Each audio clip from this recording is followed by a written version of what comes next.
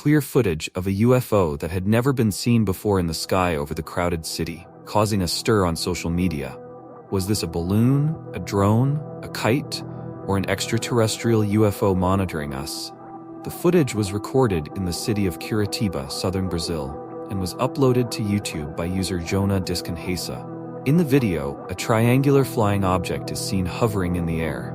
When the cameraman zoomed in to get a closer look, it seemed that the object had landing gear underneath. Then, the object suddenly vanished.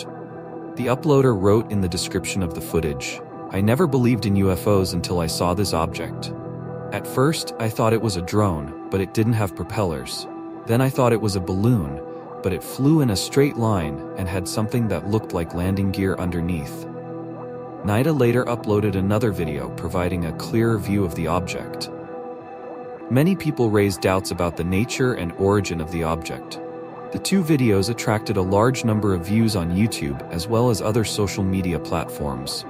Netizens quickly speculated about the nature and origin of the object. Many claimed this was the clearest UFO video in history. Several people analyzed the object's characteristics, noting that it seemed to expand and contract throughout the video. This feature led many to believe that it could be a multidimensional living organism. Other hypotheses suggested it could be a balloon, a drone, a kite, or an alien spacecraft. Some netizens were adamant that it was actually a giant star-shaped balloon. However, others argued that the video quality was not good enough to make an accurate assessment. This was not the first time a UFO had appeared in Brazil. Earlier, an event considered the Brazilian version of Roswell shocked the world. The entire story was intriguing, with many twists and uncertainties. The testimonies of various witnesses, the investigation by academic experts, and the reactions of officials posed an intelligence test. The story was even made into a documentary titled The Moment of Contact, released in 2022. On the morning of January 13, 1996, the Brazilian authorities received a warning from the North American Aerospace Defense Command that their radar had detected a UFO northeast of São Paulo. The UFO then crashed in the suburbs of Vinha in the state of Minas Gerais, Brazil. The scene was accidentally witnessed by a farmer couple who were up early for work. Oriana said that, as usual, she was busy at home when the unusual movement of the livestock suddenly caught her attention. The livestock, which had been calm before, became agitated and began running around the house. Oriana, curious, looked out the window and saw an unusual object flying in the sky. She quickly called her husband, Erico, to come and watch. According to the Freitas couple's description, the strange object was the size and shape of a school bus. It hovered in the air like a submarine moving slowly. The entire process was completely silent, with no noise whatsoever. The flying object seemed to experience malfunctioning, with white smoke continuously emitting around it. They only saw the object silently descend down the mountain. The Freitas couple were not the only witnesses. On the other side of the mountain, a university professor named Carlos de Sá, driving on a nearby road, suddenly noticed a cigar-shaped object flying towards the east, around 300 to 400 meters above the ground. The tail of the flying object was damaged, emitting thick white smoke and slowly descending. However, just 100 meters from the ground, the object abruptly turned 180 degrees and began flying back up. As it ascended to a certain height, the object suddenly seemed to lose all momentum and plummeted to the ground. At that time, Carlos had no concept of UFOs. He thought it was some kind of plane crash. As an amateur ultralight pilot, Carlos considered rushing to help and drove toward where the object had crashed. He found a small fragment wrapped around a roasted chicken. Carlos picked up the small piece, which was incredibly light and thin. He easily crushed it into a ball with his hand, but when he released it, the fragment immediately returned to its original shape. Just as Carlos was stunned, several Brazilian military vehicles arrived. They immediately pushed Carlos away and yelled, "Go away, go away." One soldier even pointed a gun at Carlos and said, "I order you to leave." In 1996, Carlos gave a brief interview to the media, describing what had happened at that time. However, shortly after, he disappeared from the public eye for 26 years. Why was that? If the UFO incident had ended there, it would have faded into history, as if it had never occurred. However, this incident was destined to be unusual. 7 days later, on January 20, 1996, 3 girls, Katia Zvia, 22, Lilian Sila, 16, who lived near the Ma Dream Gym in São Davina, and Wave Silva, 14, experienced something they could never forget. At that time, Lilian was walking ahead, followed by the other 2 girls. As they passed by a statue, Lilian suddenly saw a terrifying creature crouching by the wall. Lilian screamed loudly. At that moment, Katia and Varia also saw the creature. They described it as having a brown, smooth, and slimy body, with very large red eyes, a bald head with 3 protruding buds, seemingly no mouth, and an expressionless face. The creature's arms were very strong, clamping tightly between its legs. The girls could feel that the creature was watching them, and they were just as frightened as it was. The girls then ran home, screaming, and told Lucia, Lilian, and Varia's mother what they had seen. Since the girls were Catholic, they thought they had seen a demon. When Lucia convinced the children to take her back, the strange creature had disappeared by the second visit. But Lucia still believed her children's story. Even 26 years later, Lucia saw the footprints of the creature on the ground. It had only 3 toes, and like Carlos, they also smelled a very unpleasant odor. The girls described it as the smell of rotten eggs, while Lucia said the odor was even worse and more pungent than sulfur. She could still smell it for the next 20 days, even having to use alcohol and water to clean her nose. After the girls reported their findings, a military truck appeared once again. The people of Vina said this was the first time they had seen armed soldiers ready to fight in the city.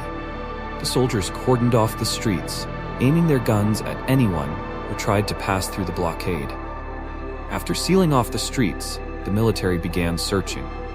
Military police officers Marco Chess and his partner Eric Loeb were patrolling the area where the girls had seen the strange creature when suddenly a creature ran in front of their vehicle and crossed the road. Marco immediately got out of the vehicle, rushed forward, and captured the creature with his bare hands, then took it to the hospital. During this process, the creature scratched his eyes, and its strange mucus got into his eyes. At first, he didn't think much of it, but soon he began to feel discomfort. Over the next 2 weeks, his body and eyes worsened, and his entire body emitted a foul odor like rotten eggs. Eventually, he had to go to the hospital for treatment. The doctor who treated Marco, Carl Lincoln Fado, stated that the entire medical team conducted all possible tests on Marco, but couldn't find the cause of his illness, let alone an effective treatment. What the doctors were sure of was that Marco's immune system had completely shut down.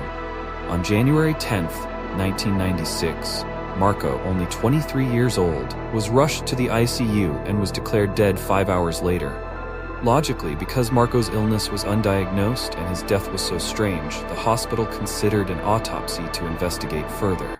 However, Marco's sister, Mata Tevez, reported a strange behavior at the hospital. She said that after the ICU doctor declared Marco dead, he immediately ordered for Marco to be placed in a coffin and embalmed as quickly as possible. Although the hospital report stated that Marco died from sepsis due to a lung infection, many still suspected that Marco may have been infected by an extraterrestrial virus of unknown origin.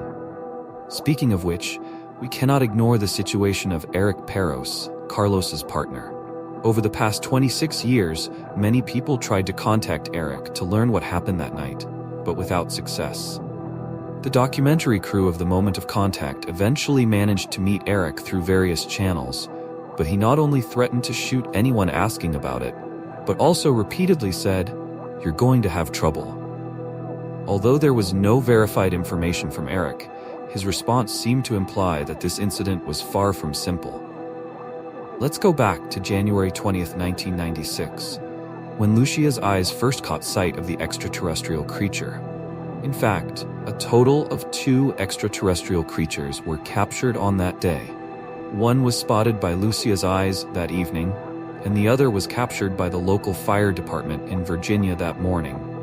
Before the girls encountered the alien creature, the fire department had received numerous calls from residents claiming to have seen terrifying creatures and requesting firefighters to come and capture them. When the firefighters set out, They thought it was a wild animal that had escaped from somewhere. But upon reaching the reported location, they found a creature with brown skin, as though it had just crawled out of an oil drum, and large, terrifying red eyes. After hours of pursuit, the fire department finally caught the extraterrestrial creature in a net. According to witnesses nearby at the time, the firefighters said that the creature emitted a sound resembling a crying baby. In the area where the girls discovered the alien and where Lucia first spotted it, a family recounted a strange experience to the Moment of Contact film crew. One night after the alien creature was captured, the family had ordered food, and when they went outside to retrieve it, they saw a strange object appear in the sky. The object was very large, silver in color, but emitted a very red light. It resembled a rapidly spinning disc, hovering in the sky for about 15 minutes, as if searching for something. At this point, we can boldly speculate that the alien creature previously captured might have been the pilot of the extraterrestrial cigar-shaped UFO that had crashed earlier.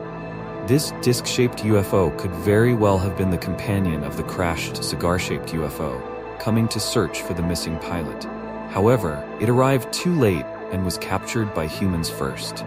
So what happened to the two extraterrestrial creatures that were captured? What testimonies were provided by the witnesses, military personnel, and hospitals involved? What strange discoveries did UFO investigators make? The producer of the Moment of Contact film, Triumph, mentioned an important detail that he did not include in the documentary. According to various pieces of evidence, the Brazilian military had captured two extraterrestrial creatures. One was captured by the fire department on the morning of January 20th, referred to as Alien A, and another was captured by the military police MCO that same night, which we'll call Alien B. They were sent to two different hospitals, Humanitas Hospital and Retronal Hospital in Vinha. According to insiders, after being captured, Alien B was near death and passed away shortly after being brought to Retronal Hospital. What happened after it was taken to the hospital? 26 years later, a contemporary doctor spoke about this situation, but requested that his appearance be kept anonymous, and even his voice had to be altered. The doctor revealed that at the time, there were 8 to 10 soldiers guarding the hospital, and no one was allowed to enter or leave. 2 other soldiers and 2 police officers entered the hospital, took a black bag from a military case, and asked the doctor to help with an X-ray, but forbade him from opening the bag. After carefully taking a full-body X-ray as requested, when the doctor tried to verify the images as usual, the military wouldn't allow him to see the photos and simply thanked him, saying his work was done. They instructed him not to make any comments on what he had seen or done. The doctor also mentioned that the creature in the black bag emitted a very strong odor, resembling a mix of ammonia and sulfur. Even after the military left with the bag, the foul smell persisted. After the military's involvement, the hospitals went to great lengths to clean and disinfect the areas associated with the extraterrestrial beings. However, the unpleasant odor persisted. The hospital had to close off the affected areas until the smell dissipated, and even after cleaning, the stench remained overpowering. The doctor who handled the case mentioned that he could still smell it in his nose and respiratory system for 3 to 5 days afterward. Similarly, Lisa Silva, the mother of the 2 girls who discovered Alien A and B, said she could smell the foul odor for several days and had to use alcohol to clean her nose. The testimonies of these 2 unrelated witnesses seemed to corroborate each other. The situation with Alien A, compared to Alien B, was even stranger. Alien A was still alive when brought to the hospital, but seemed to be dying.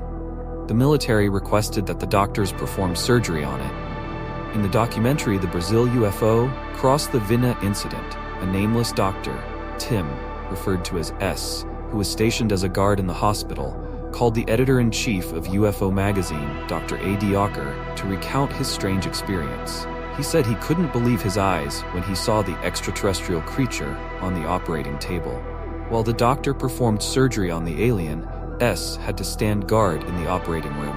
At that point, he didn't know whether the alien was still alive or dead, nor could he tell if the doctors were performing an autopsy or treating the creature. All he could see was that the doctors were busy, and their expressions mirrored his own, tense and panicked. S described the extraterrestrial creature as being about 1 meter tall, with oily brown skin. What was even more terrifying was its red eyes and claw-like hands. The creature emitted a very unpleasant smell. The superior officers were worried that the stench could make everyone sick. Eventually, the doctors declared the extraterrestrial to be dead. In the Moment of Contact documentary, a soldier with the codename Military shared his experience. His task at the time was to transport military trucks from the Tricos military base to the city of Virginia. He described following the Secret Service officers to the Retrinal Hospital and later to the Humanitas Hospital. At Humanitas, he witnessed something astonishing in one of the hospital rooms, a stainless steel box on a table containing an extraterrestrial creature, clearly not human, with dark brown, oily skin. The upper body of the creature was covered, but from what could be seen of its feet, it was clearly not human. Its toes resembled a V-shape to some degree, matching Lisa Silva's earlier description. After they transported the steel box back to the military base, the soldier was summoned to an officer's office. The officer looked him in the eye and asked what he had seen. To avoid trouble, the soldier lied, claiming he had seen a man who had been burned. The officer replied, "No, that's not what you saw. What you saw was something supernatural." The officer then told the soldier that this secret was not to be disclosed or even discussed, or he would face severe punishment. Another very peculiar event took place when Alien A was being treated at Humanitas Hospital. According to the producer of Moment of Contact, during the treatment of Alien A, the extraterrestrial being somehow communicated telepathically with 2 medical staff members, transmitting a large amount of information to them. This added yet another layer of mystery to the already strange events surrounding the case. The details shared in the documentary Moment of Contact and the book UFO Crash in Brazil, The True UFO Crash and the Living Aliens by Dr. Roger Gravin, provide a fascinating, albeit eerie, glimpse into the events surrounding the extraterrestrial encounter. Trump, the producer, explained that while he could not include certain video testimony from medical staff in his documentary, fans of UFO phenomena could refer to the book for further details. The book recounts an intriguing account of a medical staff member, referred to as M, who was present during the surgery of Alien A. A mysterious green mist suddenly appeared in the operating room, and after some panic from the staff, they realized it was emanating from the extraterrestrial on the table. M, terrified, approached Alien A and locked eyes with it. The alien's red, swirling eyes seemed to pull M in, triggering a flood of information that caused him intense headaches, dizziness, and nausea for weeks. The alien conveyed through telepathy that its species felt pity for humanity. They believed humans had the potential to achieve extraordinary feats, similar to what the aliens could do, but lacked the knowledge to do so. For instance, they could heal injuries or illnesses without the need for specialized treatment. Alien A also mentioned that humans were unaware of their true spiritual nature, living merely in temporary physical bodies. Interestingly, M confirmed that Alien A died within 24 hours of being brought to the hospital, and he speculated that the alien may have chosen death. This aligns with the statements from the soldiers and medical personnel previously interviewed in the documentary. Additionally, rumors within the military suggested that the Brazilian government handed over UFO debris and alien remains to the U.S. military. In a further twist, Jorge Manuel Fernandez, an air traffic controller, recounted how an American military cargo plane landed in Campinas without Brazilian government approval. 2 helicopters then flew to Virginia, where they collected materials and later returned to Campinas. This incident, according to Fernandez, was orchestrated by the U.S., with Brazil playing a supporting role on the ground. These testimonies and developments paint a picture of a highly classified and mysterious event, with hints of alien technology and encounters, suggesting that even today, not all information has been fully revealed to the public. Thank you for sharing this fascinating account, and I look forward to more discussions in the future.